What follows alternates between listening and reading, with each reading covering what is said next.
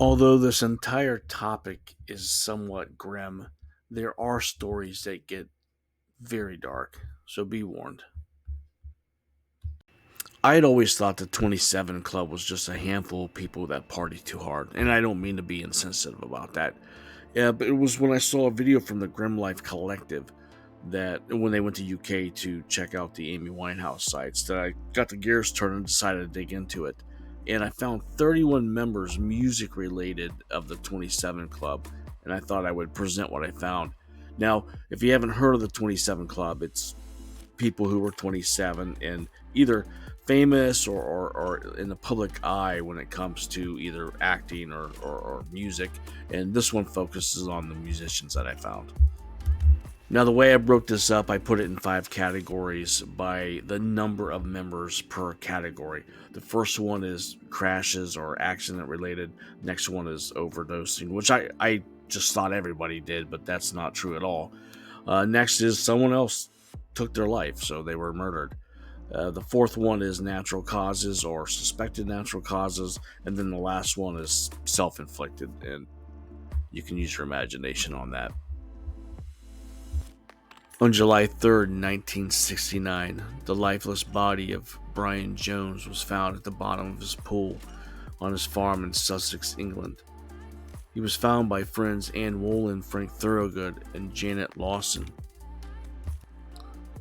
Brian Jones was a co-founder of the Rolling Stones, and at the time his death was ruled death by misadventure. Later, though, there were allegations of foul play, particularly against Thorogood, and they have persisted for decades.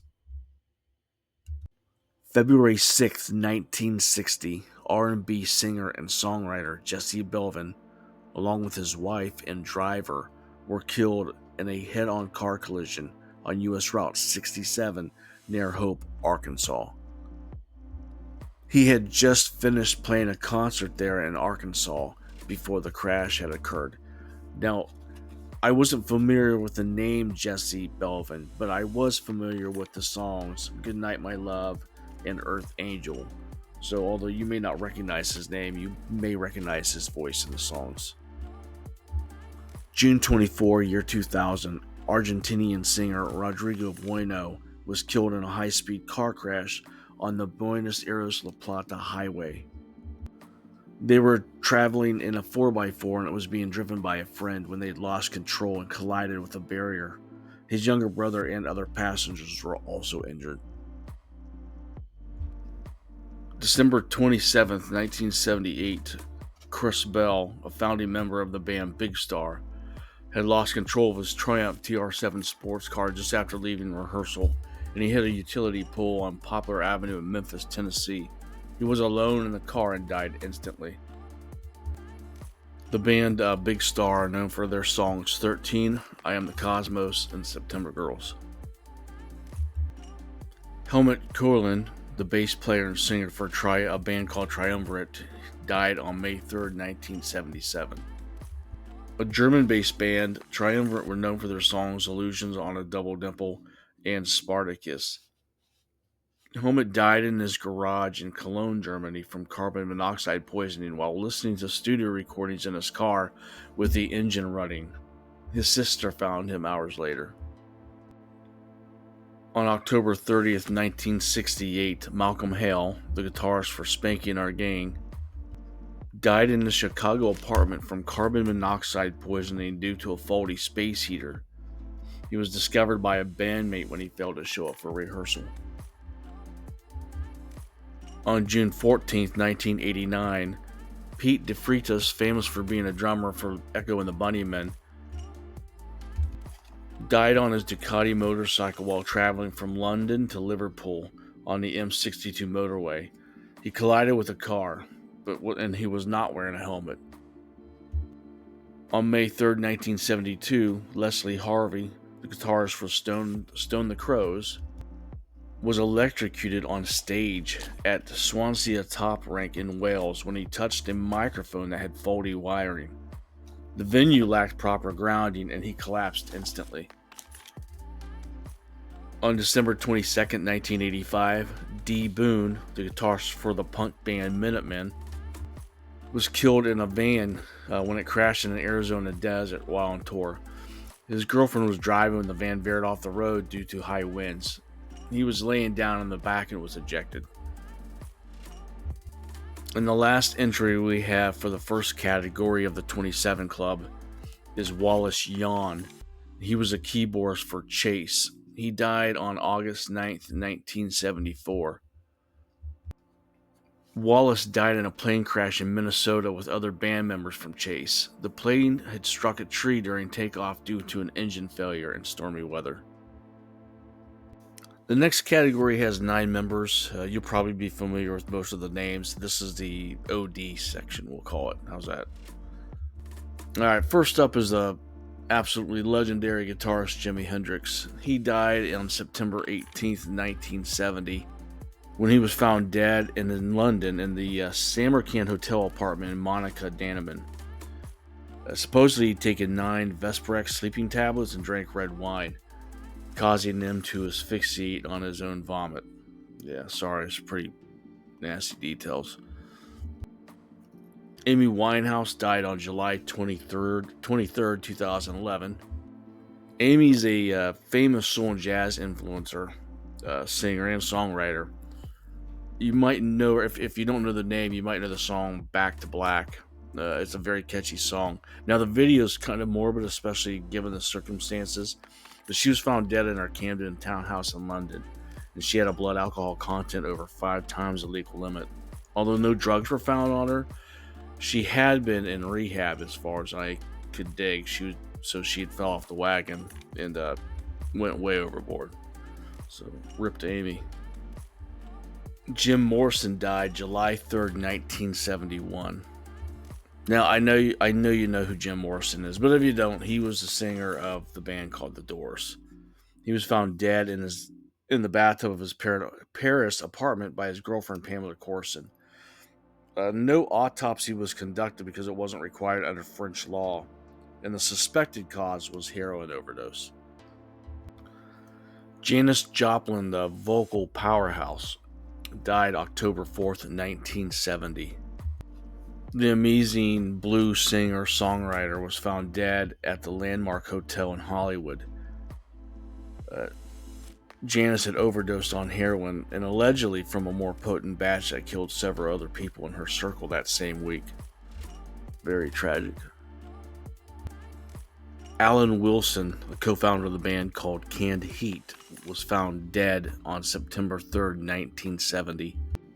He was found dead on a hillside, a wooded slope in the Topanga Canyon behind fellow band member Bob Hite's house in Los Angeles. Now, the death was ruled a suicide from barbiturate overdose, but most believed it was accidental.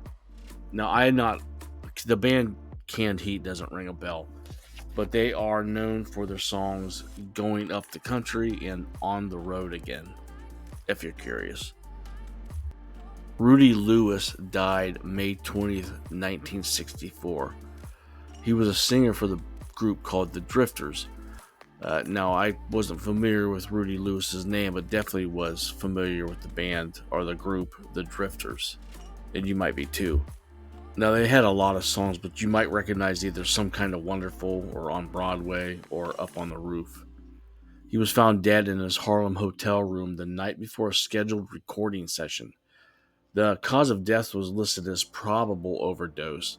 There was food and drugs that were found nearby, and they decided that it was a mixture of natural causes and overdose. So that's a bit confusing, but that's what they listed it as.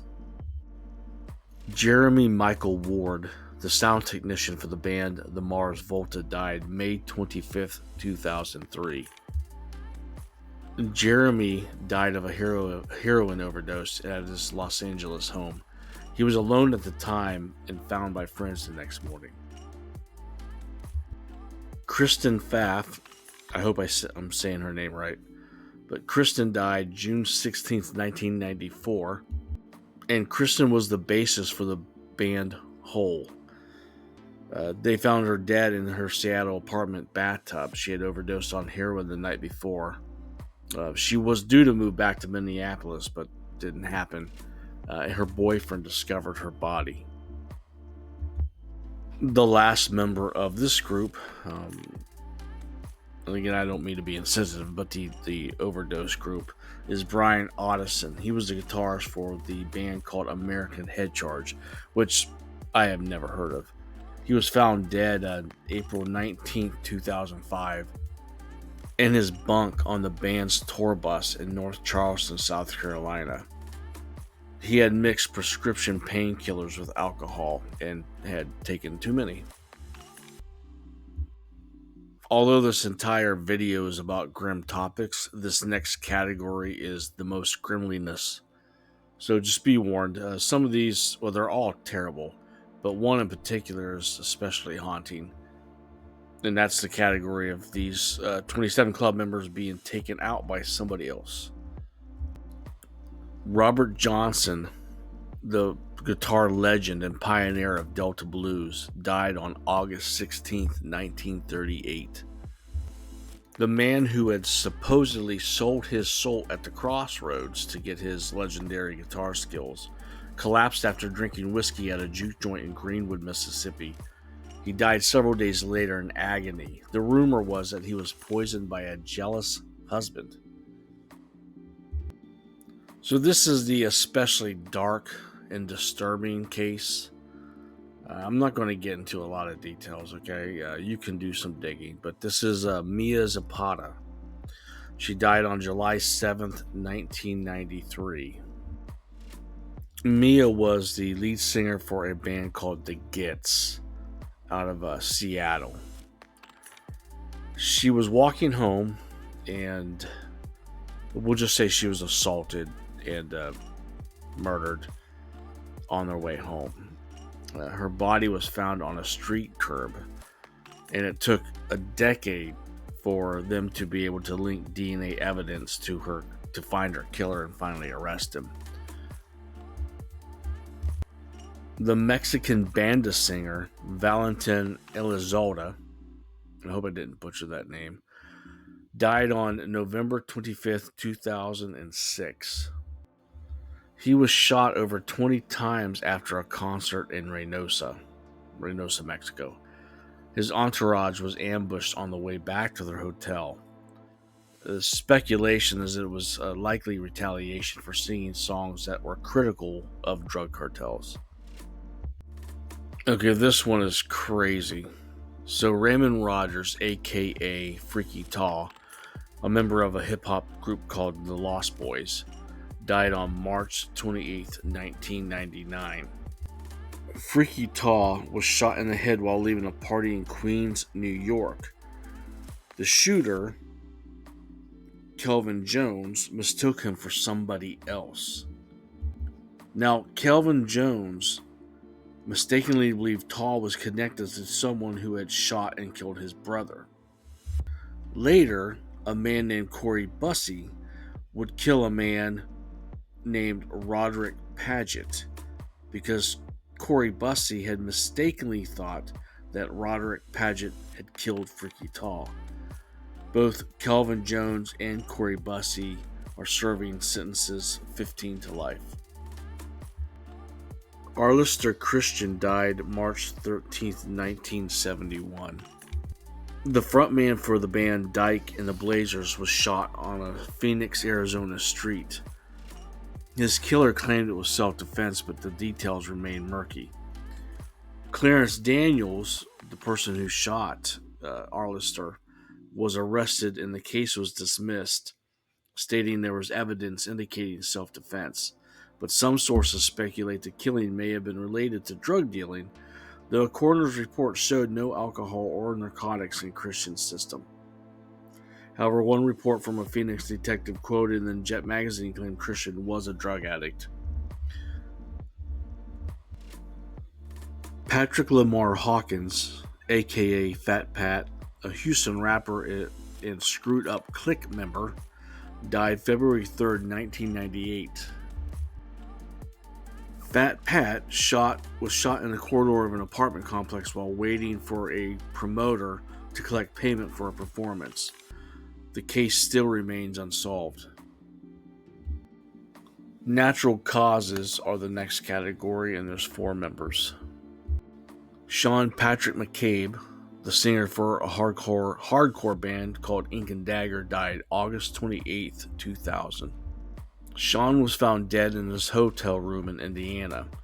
The cause of death was listed as inhalation of aerosol propellants from asthma inhalers. Linda Jones, the soul singer known for the song Hypnotized, died March 14, 1972.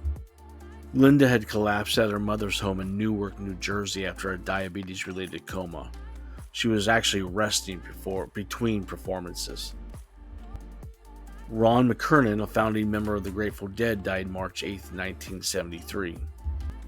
The cause stated was that he died of a gastrointestinal hemorrhage in Corte Madera, California after years of heavy alcohol abuse.